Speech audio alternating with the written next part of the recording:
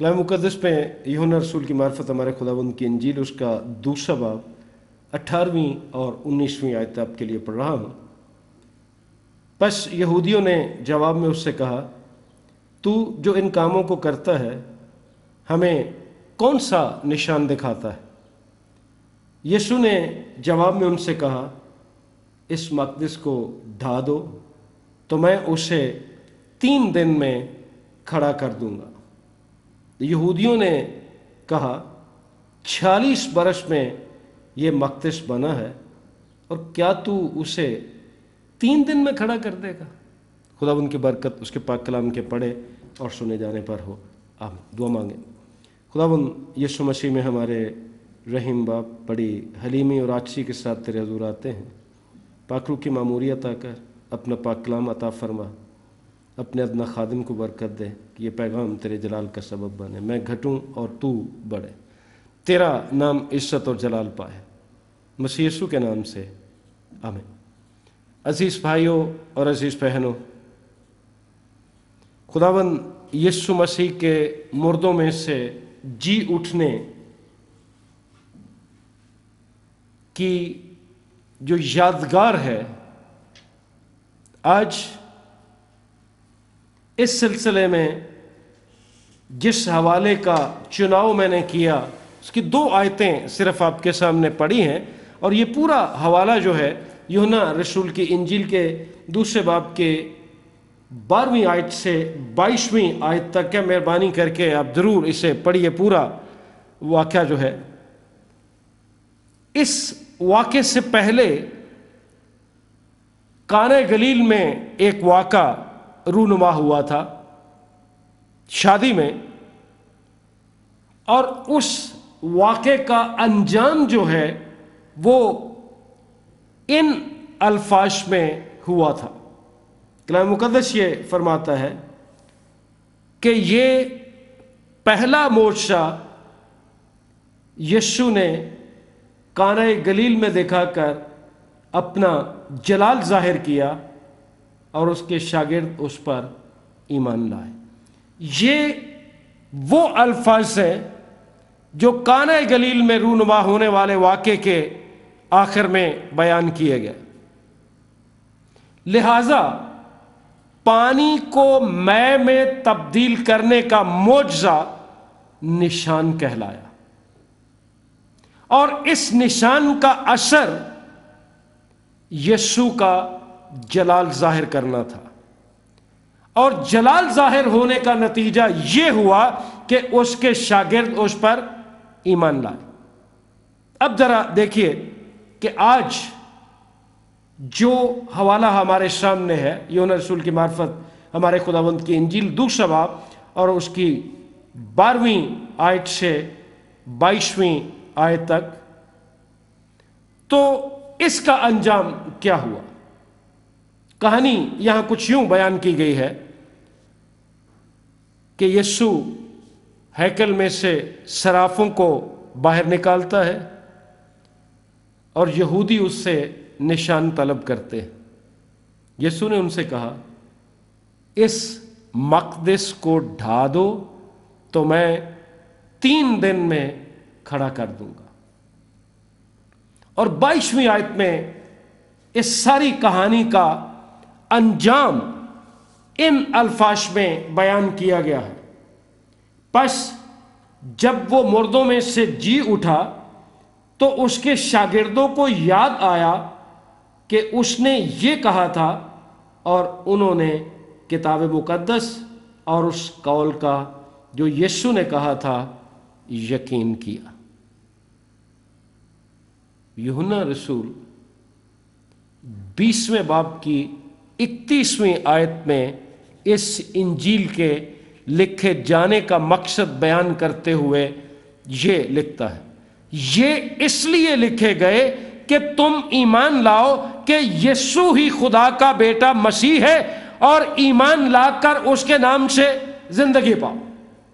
لہذا وہ دوسرے باب کی 11ویں اور دوسرے باب کی 22ویں آیت میں ناقابل تردید بیان دیتا ہے کہ دراصل یہ ان واقعات کا اثر ہے جب وہ رونما ہوئے، اور خدا کا بندہ دعا کرتا ہے کہ جب وہ بیان کرے تب بھی وہ اسی طرح مؤثر ہوں جس طرح یہ واقعات رونما ہوتے ہوئے اثر انداز ہوئے تھے۔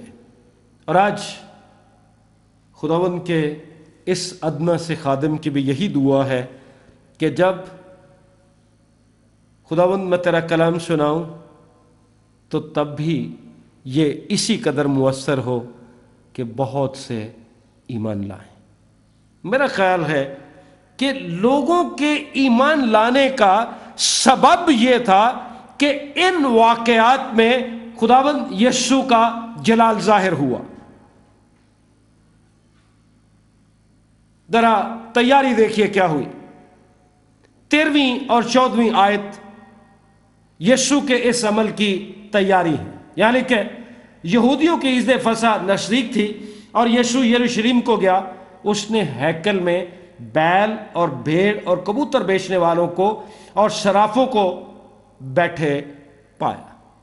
ہیکل کا احاطہ جو ہے دعا اور دیگر عبادتی مقاصد کے لیے مخصوص تھا، لیکن یہاں کیا ہوا؟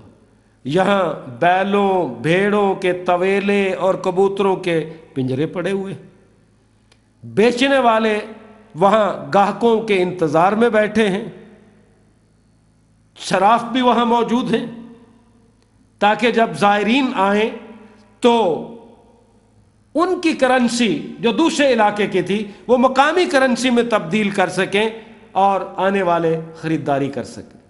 صراف جو ہیں یہ منی چینجر جن کو کہتے ہیں، جو پیسے تبدیل کرتے ہیں، ان کی بات ہو رہی ہے۔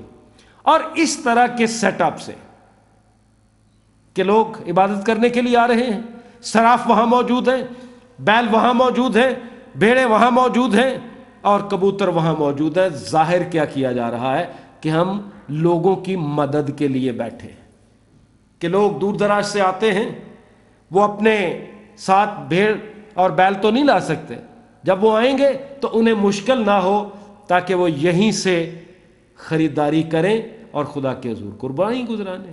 اور منی چینجرز جو ہیں، صراف جو ہیں، وہ بیٹھے ہوئے ہیں تاکہ لوگوں کو ادھر ادھر بھاگنے میں مشکل نہ آئے۔ ظاہر وہ یہ کر رہے ہیں اس سیٹ اپ سے کہ دراصل ہم لوگوں کی مدد کے لیے یہاں بیٹھے ہوئے۔ یہ تو ماننے والی بات ہے کہ شریعت میں بیل بھیڑ اور کبوتر کی قربانی کا تقاضا کیا گیا تھا، اور بہت سے عبادت گزار جیسے میں نے کہا کہ دور دراز سے آتے تھے اور قربانی کے جانور اپنے ساتھ لا نہیں سکتے تھے، اس لیے وہ یہ سمجھتے تھے کہ یہ جانور جو یہاں موجود ہیں ہیکل میں، یہ ان کی آسانی کے لیے۔ بظاہر دیکھا جائے تو بڑی خوبصورت اور بڑی مدد والی یا بڑی شاندار بات ہے کہ وہاں خرید و فروخت آسان ہو جاتی تھی، لیکن جس نظر سے یسوع نے دیکھا اس کا خدا یسوع مسیح کا رد عمل کیا تھا؟ جب اس نے یہ سب کچھ دیکھا تو اس نے کیا کیا؟ آپ کو پتہ کیا کیا؟ کلام مقدس یہ کہتا ہے کہ رسیوں کا کوڑا بنا کر سب کو، یعنی بھیڑوں اور بیلوں کو ہیکل سے نکال دیا اور صرافوں کی نقدی بکھیر دی اور ان کے تختے الٹ دیے، اور کبوتر فروشوں سے کہا ان کو یہاں سے لے جاؤ، میرے باپ کے گھر کو تجارت کا گھر نہ بناؤ۔ اس کا مطلب یہ ہے کہ جو کچھ وہاں ہو رہا تھا یسوع کو بالکل پسند نہیں آیا۔ بیل بھیڑیں کبوتر اور صراف، یہ سب کچھ عبادت کے لیے آنے والوں کی آسانی کے لیے تھا، پھر بھی یسوع کو پسند نہیں آیا۔ ایک اور موقع کہ آپ ایک دم دوسری انجیل میں بیان کے بارے سوچنے کی کوشش نہ کریں۔ مثال کے طور پر جب یسوع نے اسی سے ملتا جلتا کام کیا جس کا ذکر متی رسول کی انجیل میں کیا گیا ہے کہ میرا گھر دعا کا گھر کہلائے گا مگر تم اسے ڈاکوؤں کی کھو بناتے ہو، متی رسول کی انجیل کا 21واں باب اور 13ویں آیت۔ یوحنا ان دونوں میں سے ایک بات کو بھی مسئلے کے طور پر بیان نہیں کرتا. وہ یہ نہیں کہتا کہ یہ دعا کا گھر ہے، اور نہ ہی یہ کہتا کہ وہ ڈاکو ہے. الفاظ پر ذرا غور کرنے کی ضرورت ہے. یوحنا کیا اسی واقعے کی بات کر رہا ہے؟ متی رسول، مقدس مرکز اور مقدس لوکا کی انجیل میں یہ بیان کیا گیا ہے کہ جب یسوع نے صرافوں کو ہیکل سے باہر نکالا تو یہ اس کی 3 سالہ خدمت کے آخری دنوں کی بات ہے. اور جب ہم یہاں یہ بیان پڑھتے ہیں جو یوحنا رسول کی معرفت ہے، تو اس کے مطابق وہ اپنی خدمت کے شروع میں یہ کام کرتا ہے. اب یوحنا اس تفصیل میں نہیں جا رہا کہ اس کی تاریخ کو، ترتیب کی بات وہ کر ہی نہیں رہا کہ ترتیب کے ساتھ بتائے. 3 سال بعد رونما ہونے والے واقعے میں، اور اس واقعے میں یسوع کا رد عمل ایک جیسا نہیں ہے. یہ بات غور سے سن لیجیے. اور یروشلم میں نتیجہ بھی ایک جیسا نہیں ہے. اب یسوع مسیح کہتا کیا ہے؟ جو کچھ یسوع نے کہا وہ قابل غور ہے. 16ویں آیت میں اس نے کہا، اور کبوتر فروشوں سے کہا، ان کو یہاں سے لے جاؤ، میرے باپ کے گھر کو تجارت کا گھر نہ بناؤ. غور سے سنیے، یسوع یہ نہیں کہتا کہ بیچنے والے اور صراف چور یا ڈاکو ہیں. وہ یہ بھی نہیں کہتا کہ بیچے جانے والے جانور جو ہیں ان میں کوئی عیب یا نقص ہے. اور نہ وہ یہ کہتا ہے کہ یہ جگہ دعا کی، حالانکہ ہے یہ جگہ دعا کی ہے، لیکن ذرا غور سے سنیے پھر آپ کو سمجھ آئے گی. اگرچہ یہ دعا کی جگہ تھی، بلکہ مسیح خداوند جو کچھ کہتا ہے وہ یہ ہے کہ تم نے میرے باپ کے گھر کو کیا کیا ہے؟ بازار، تجارت گاہ یا منڈی میں تبدیل کر دیا. شاگردوں نے خداوند یسوع مسیح کے غصے کا ناقابل یقین اظہار دیکھا ہوگا، کیونکہ یسوع نے گھریلو ساخت کا، رسیوں کا بنا ہوا کوڑا استعمال کیا. گھریلو ساخت میں نے کیوں کہا بھلا؟ اس لیے کہ بعض لوگ یہ سمجھتے ہیں کہ وہ کوڑا وہی تھا جو مجرموں کے لیے استعمال کیا جاتا تھا. یہاں صاف لکھا کہ رسیوں سے بنا ہوا کوڑا تھا. اس نے تو ضرورت کے تحت وہاں رسیوں کا بنا کوڑا استعمال کیا. بھیڑوں اور بیلوں کو ہیکل سے نکال دیا اور صرافوں کے تختے الٹ دیے اور کہا، ان کو یہاں سے لے جاؤ، میرے باپ کے گھر کو تجارت کا گھر نہ بناؤ. مجھے نہیں علم، اور شاید آپ کو بھی علم نہیں ہوگا، کہ جب خداوند نے یہ الفاظ کہے تو کون جان سکتا ہے کہ اس کی آواز کس قدر بلند ہوگی؟ کیونکہ وہاں بھیڑوں کا، بیلوں کا ممیانہ، اور آپ سمجھتے ہیں کہ جس طرح منڈیوں میں، بازاروں میں شور ہوتا ہے، اس لیے خداوند کو بڑے اونچی آواز میں، بلند آواز سے کہنا پڑا ہوگا. جب شاگردوں نے یہ دیکھا تو انہوں نے اسے 69ویں زبور کی 9ویں آیت کے ساتھ ملایا ہوگا. اور آپ کو پتہ وہ کیا ہے؟ کیونکہ تیرے گھر کی غیرت مجھے کھا گئی اور تجھ کو ملامت کرنے والوں کی ملامتیں مجھ پر آ پڑی. یسوع کو اپنے باپ کے گھر کی غیرت کھا گئی، اور بلا شبہ اس پر ملامتیں تیز دھار آلے کی طرح برس رہی تھیں. آپ نے، میں نے خداوند کی خاطر کیا برداشت کیا، یا اس کے نام کی خاطر ہم نے کس قدر ملامت اٹھائی ہے کبھی؟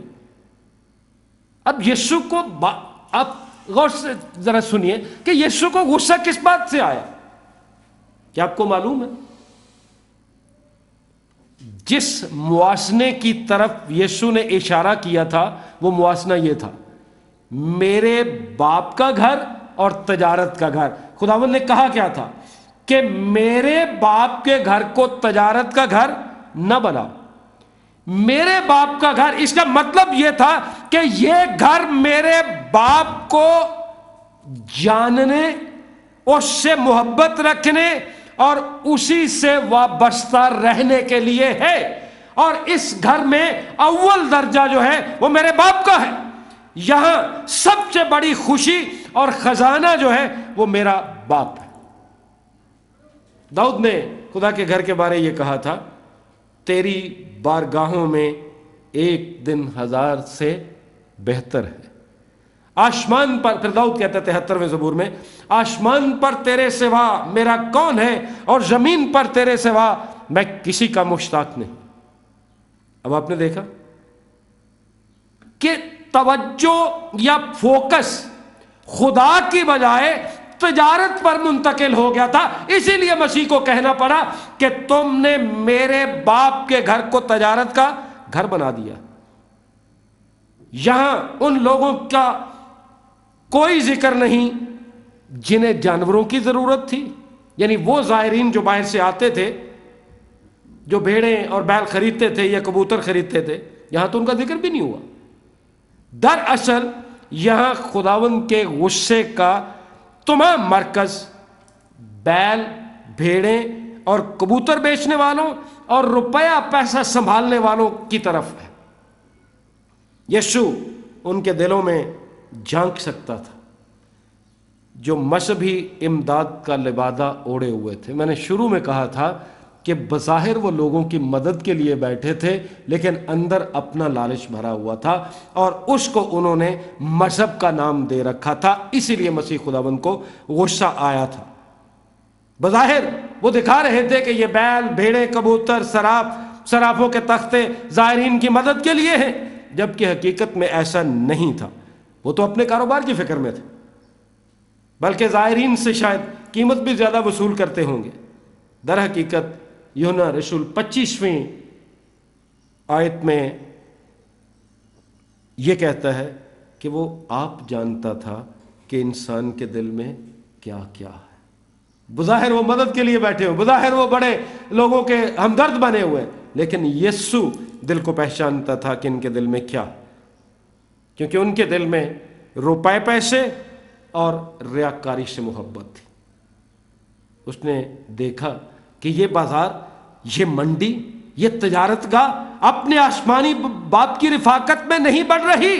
اس کا ماخذ خدا کی محبت نہیں ہے، بلکہ اس کا ماخذ روپے پیسے کی محبت ہے، اور روپے پیسے کی محبت کو انہوں نے مذہبی رنگ دے رکھا۔ اس لیے خداوند یسوع مسیح کو غصہ آیا۔ مجھے معاف کیجئے، بہت سے چرچز آج بھی اسی رنگ میں رنگے ہوئے ہیں، ان میں آج بھی ایسا ہی ہو رہا ہے۔ بظاہر ہم منادی کا سہارا ہے، بظاہر ہم ایک مشن ہے خداوند یسوع مسیح کا کلام پھیلانے کا، لیکن دراصل ہم اپنے لالچ، اپنے ضمیر اور اپنے اندر کی خواہشات کے غلام بنے بیٹھے ہیں، اور نام ہم دیتے ہیں کہ جی ہم خدا کی خدمت کر رہے ہیں۔ اگر اس وقت خداوند کو غصہ آ سکتا تھا تو آج بھی اس کے غصے کی توقع کیجئے، اور اس وقت سے ڈریے جب آپ پر اس کے غصے کا اظہار ہو۔ یسوع نے وہاں ریاکاری دیکھی، انہوں نے لالچ کو مذہب کے پردے میں چھپا رکھا تھا، اور کبھی تسکین نہ پانے والی روپے پیسے کی محبت، کیونکہ روپے پیسے سے جو محبت کرتا ہے اس کی تشنگی جو ہے وہ کبھی ختم نہیں ہوتی۔ انہوں نے روپے پیسے کی محبت پر خدا کی محبت کا پردہ ڈالا ہوا تھا۔ یسوع مسیح کو ان کے اسی ناجائز نفع کے لالچ پر غصہ آیا، اور کلام مقدس نے تو واضح بتایا، پہلا تیموتھیوس کا خط 6 باب کی 5ویں آیت پڑھ کے دیکھ لی، ناجائز نفع کے لالچی نہ ہو۔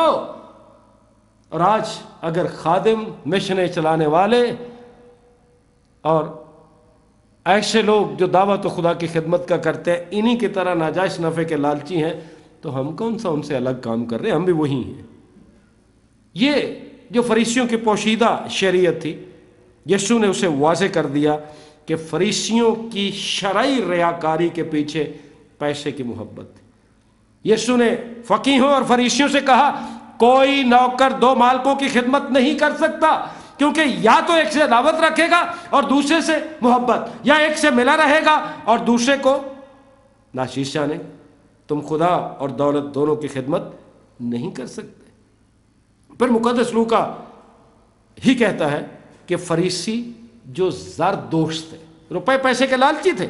इन सब बातों को सुनकर उसे ठट्ठों में उड़ाने लगे। देखा आपने मोहब्बत मजहब की। रियाकारी की एक शक्ल ये भी है, गौर से सुनिए, रियाकारी की शक्ल एक ये है कि सच्चाई का पैगाम देने वालों को कत्ल कर दो, कि सच्चाई का पैगाम देने वाले को ठट्ठों में उड़ाओ, ताकि तुम्हारी रियाकारी की तरफ किसी का ख्याल ही ना जाए। यही इन फकीहों और फरिश्तियों की चालाकी थी। मत्ती रसूल की इंजील के 23वें बाब की 25वीं आयत में खुदावंद यीशु ने अपने गुस्से का इजहार इन अल्फाज में किया, ऐ रियाकार फकीहों और फरीसियों, तुम पर अफसोस।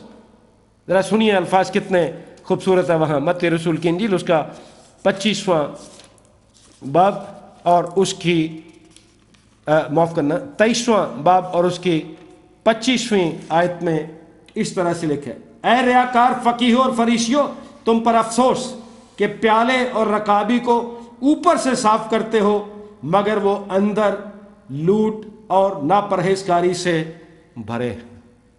ये था खुदावंद का उनके लिए इजहार। तुम हैकल में बाजार लगाकर मजहबी एआनत यानी मजहबी मदद और फायदा मंदी का बड़ा खूबसूरत इजहार करते हो। या दूसरे अल्फाज में अगर हमारी जुबान में कहा जाए तो खुदावंद ने यही कह रहे थे कि हैकल में बाजार लगाकर तुम मजहबी मदद का ड्रामा रचा रहे हो, मगर तुम दौलत की मोहब्बत के ताबे हो, खुदा की मोहब्बत के ताबे नहीं हो। और खुदावंद यीशु मसीह ने उनके लालच से पर्दा उठाया।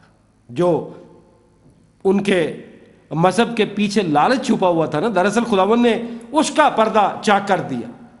किस कदर बातिल और अय्यारी से भरे दलाइल हैं इन लोगों के। यीशु के सिवा और कोई इनके दलाइल की दुरुस्त तावील नहीं कर सकता था। आज हम जो कुछ दलाइल देते हैं ना वैष्णव वाले, अगर ऐसे हैं तो जो खुदावंद की खिदमत कर रहे हैं, जो ईमानदारी से दयानतदारी से कर रहे हैं, उनकी बात नहीं हो रही। जिन्होंने सिर्फ लिबादा ओढ़ा वो उनकी बात कर रहा। हम भी उनके दिलों को नहीं जानते। वो बड़े दलाइल देते हैं कि जी हम ये करते हैं, हम वो करते हैं, हम ये करते हैं, वो करते हैं। बहरहाल खुदावंद यीशु मसीह दिलों को जानता है। ज़रा मुकद्दस मरकज़ की मार्फत सुनिए कि यीशु ने मज़हब के पीछे छुपे उनके लालच को किस तरह जाहिर किया।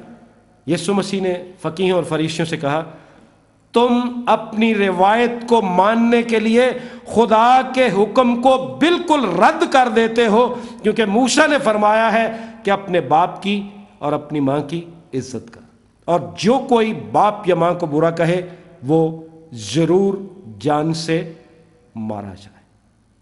और तुम क्या कहते हो कि जिस चीज का अपने माँ बाप से, तुम कहते हो जिस चीज का तुझे मुझसे फायदा पहुंच सकता था वो कुर्बान यानी खुदा की नजर हो चुकी, तो तुम उसे फिर बाप या माँ की कुछ मदद नहीं करने देते, तो तुम अपने लिए रखवा लेते कि तुझे ये कुर्बान करनी चाहिए। 7वें बाब मुकद्दस मरकज़ की इंजील 7वां बाब 9वीं आयत से 12वीं आयत तक पढ़ के देख लीजिए। इसका वाज़ेह मतलब यह है कि तुम्हें अपने ज़रूरतमंद वालिदैन की मदद करने की कोई ज़रूरत नहीं है। ये काम करो। मैंने देखा घर में रोटी नहीं है, लड़कियों ने अपनी बालियां उतार के फेंक दी। माँ बाप को पता नहीं कितनी ज़रूरत है, हमने चंदो हमें इतना वो कर देते हैं, इश्ताल दिला देते हैं बाज़ औक़ात लोग कि हम अपने माँ बाप की मदद करने की बजाय हम कहते हैं कि नहीं ये जो काम कर रहे हैं ये ज़्यादा बेहतर है। हमने उनको अपने पेट, अपने माँ बाप की ज़रूरतें काट कर भी ऐसे लोगों को चंदे दिए जिन्होंने बज़ाहिर मज़हब का लिबादा उड़ा हुआ था। वही पैसे हमें दो, या जैसा खुदावंद यीशु मसीह ने मुकद्दस लूका की इंजील के 20वें बाब की 46वीं और 47वीं आयत में कहा था, फ़कीहों से खबरदार रहना जो लंबे लंबे चोगे पहनकर फिरने का शौक़ रखते हैं और बाज़ारों में सलाम और इबादत खानों में आला दर्जे की कुर्सियों और ज़ियाफ़तों में सदर नशीनी पसंद करते हैं। वो बेवाओं के घरों को दबा बैठते हैं और दिखावे के लिए नमाज को तूल देते हैं। जो कुछ खुदावंद यीशु ने उस दिन वहाँ देखा वो ये था कि उन्होंने लालच के ऊपर मज़हब का लिबादा चढ़ाकर सिर्फ फ़र्ज पूरा किया हुआ था। जैसा कलाम मुकद्दस में लिखे, ये उम्मत ज़ुबान से तो मेरी ताज़ीम करती है मगर इनका दिल मुझसे दूर है, और ये बेफ़ायदा मेरी परस्तिश करते हैं। यीशु ने देखा कि यहाँ मेरे बाप के घर में मेरे बाप की परस्तिश की बजाय दौलत की पूजा की जा रही है। यीशु इस दुनिया में इसीलिए आया था कि अपने बाप की इज्जत और परस्तिश की पुरजोर तायीद करे और हमें दौलत की जानलेवा मोहब्बत से छुटकारा दिलवा कर बाप की मोहब्बत में ले जाए। अब यीशु के गुस्से का जवाब जो है, जब उन्होंने यीशु के गुस्से को देखा, क्या जवाब दिया? बस यहूदियों ने जवाब में उससे कहा, तू जो इन कामों को करता है हमें कौन सा निशान दिखाता है? ये जो कुछ तूने कहा है कोई निशान तो हमें दिखा। कौन सा निशान दिखाता है? आपने देखा? गौर से सुनिए, ये बड़ा, मैं मसीह खुदावंद के जी उठने की तरफ आ रहा हूं। ये सारी कहानी बताने का एक खास मकसद था। उन्होंने निशान तलब किया और आपने देखा कि ये जवाब कोई हौसला अफजा जवाब नहीं था। क्यों बोला? क्योंकि जिस बात को वो छुपा रहे थे ये दरअसल उसी की तस्दीक थी। एक और मौके पर भी उन्होंने उससे निशान तलब किया था और पता क्या हुआ था? बास फकीहों और फरीसियों ने जवाब में उससे कहा, आए उस्ताद, हम तुझसे एक निशान देखना चाहते हैं। उसने जवाब देकर उनसे कहा, इस जमाने के बुरे और जिनाकार लोग निशान तलब करते हैं। जाओ करो निशान तलब। अगर तुम्हारे दिलों के पर्दे चाक करे तो निशान तलब करने पे आ जाते हैं। अगर तुम्हारा कच्चा चिट्ठा खोल दे सबके सामने तो फिर उससे निशान तलब करना चाहते हैं। यीशु ने निशान तलब करने को उनके लिए बुरा और जिनाकार क्यों कहा? इसकी वजह यह थी कि जब वो निशान तलब करते थे तो इसके पीछे दगा और मकर के अलावा कुछ नहीं था। उन्हें इस बात के सबूत के लिए कि सच क्या है मजीद निशानात की जरूरत नहीं थी। दरअसल उन्हें एक ऐसे दिल की जरूरत थी जिस सच्चाई को वो जानते थे उसे प्यार भी कर सके। सच्चाई को जानना काफ़ी नहीं, उससे मोहब्बत रखना, उससे प्यार करना ज़रूरी बात है। वो लालच के मसले को इल्म के मसले में उलझाने की कोशिश कर रहे थे। हमें कौन सा और निशान तो दिखाता? जब हम उसके इख्तियार पर सवाल उठाते हैं तो हम अपने लालच को छुपा रहे होते हैं ताकि वो जाहिर ना हो। अब यीशु का जवाब जो है वो दो तरह से, उसके दो मतलब हैं। उन्होंने यीशु से कहा, तो हमें कौन सा निशान दिखाता है? यीशु ने 19वीं आयत में जवाब दिया। फिर आपको पता चलेगा कि आप शायद ये सोच रहे थे कि पादरी साहब आप तो आज मसीह के मुर्दों में से जी उठने का पैगाम देने के लिए खड़े हुए थे, आप किधर चले गए हैं? सुनिए जरा, मसीह खुदावंद का जवाब क्या था?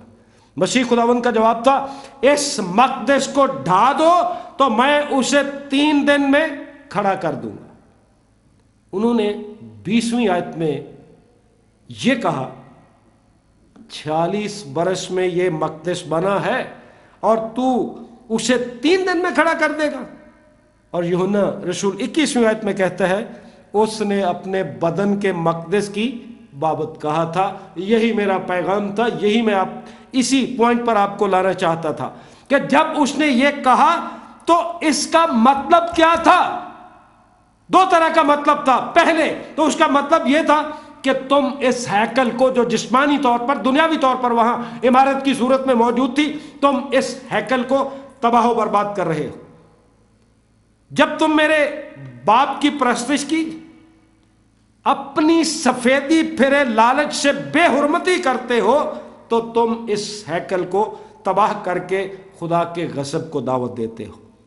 एक वक्त आएगा जब यह तबाह हो जाएगी और यह उस वक्त वकू पजीर होगा जब 40 बरस बाद रूमी हुकूमत ने 70 ईस्वी में इसे तबाह बर्बाद कर दिया।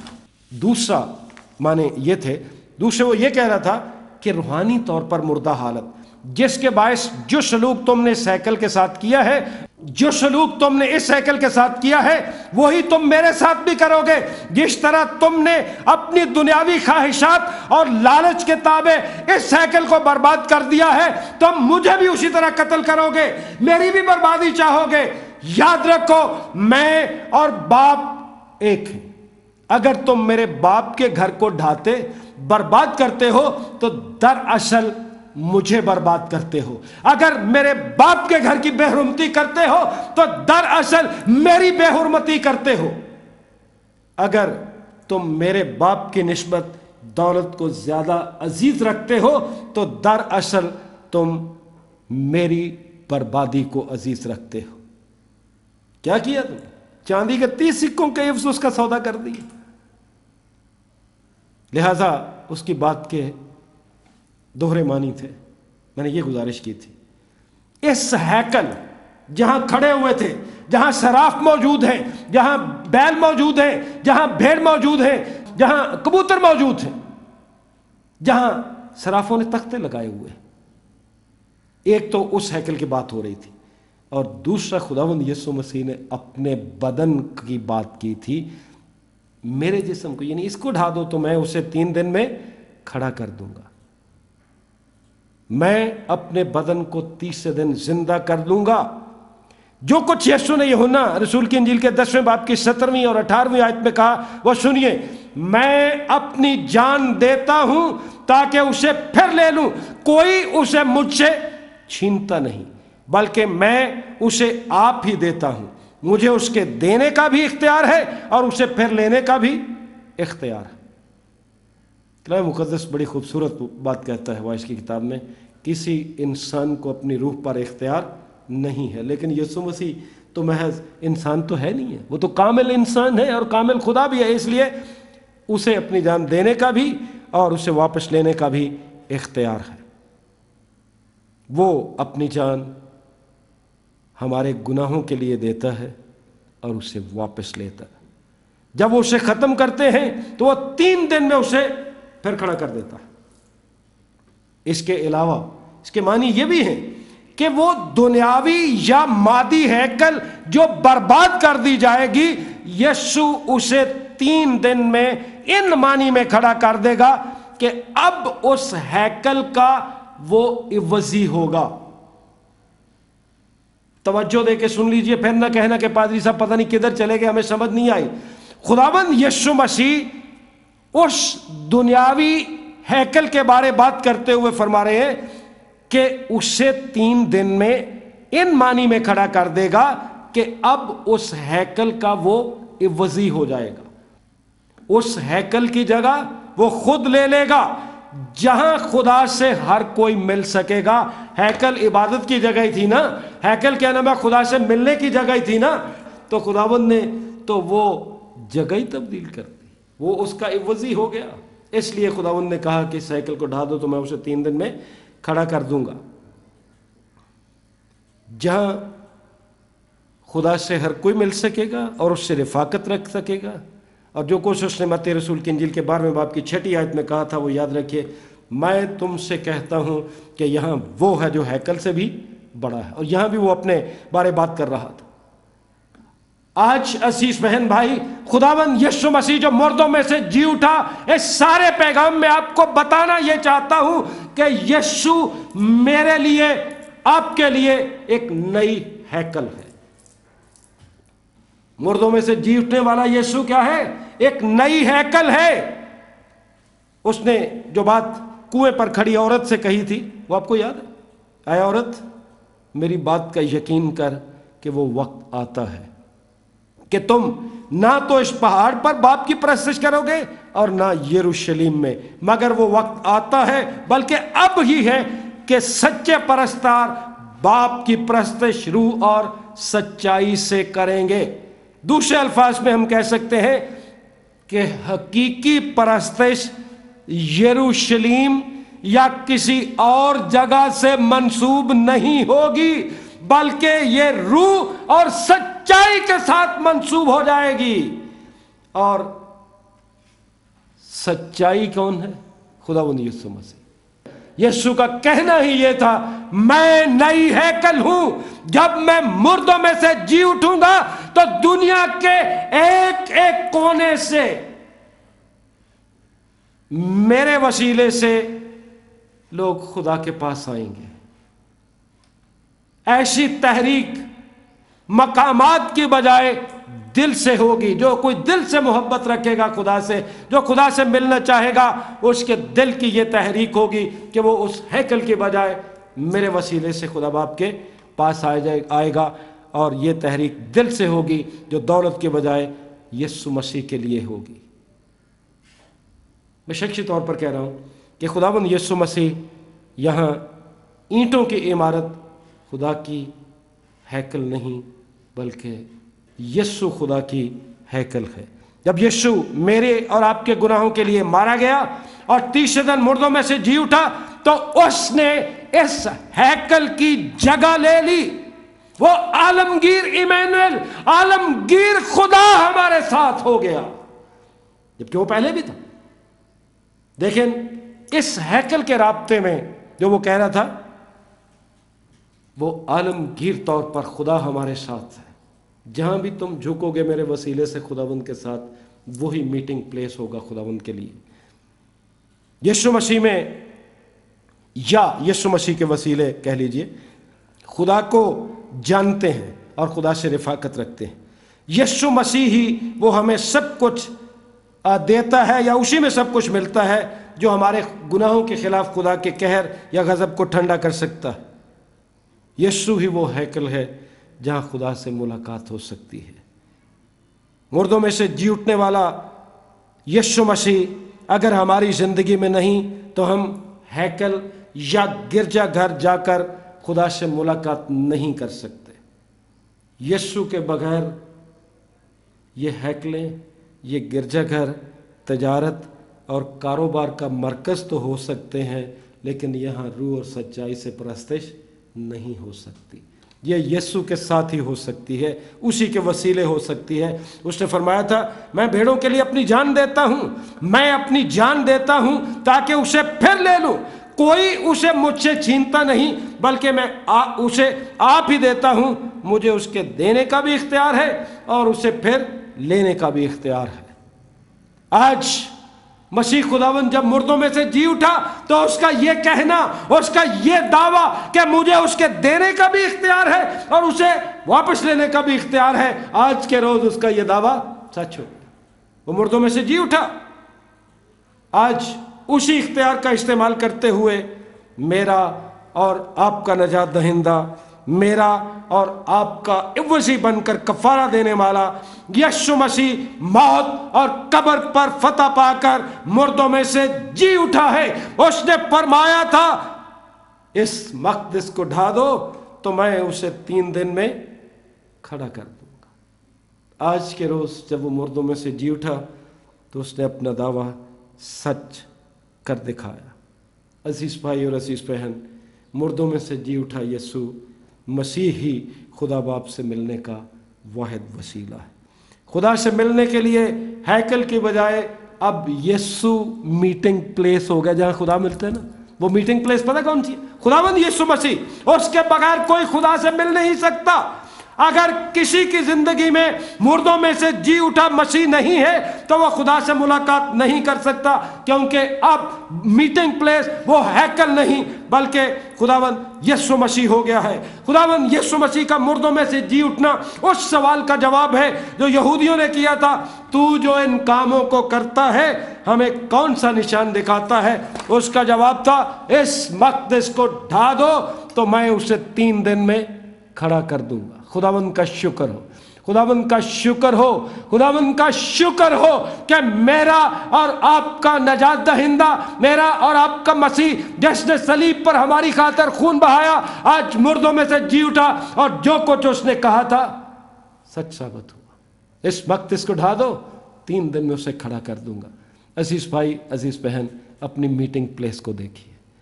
वो खुदावंद यीशु मसीह, उसके बगैर खुदा के साथ मुलाकात, खुदा के साथ रफ़ाकत, खुदा से मोहब्बत मुमकिन नहीं। आप सबको मसीह खुदावंद का मुर्दों में से जी उठना बहुत मुबारक हो। खुदावंद आप सबको बरकत दे। आमीन।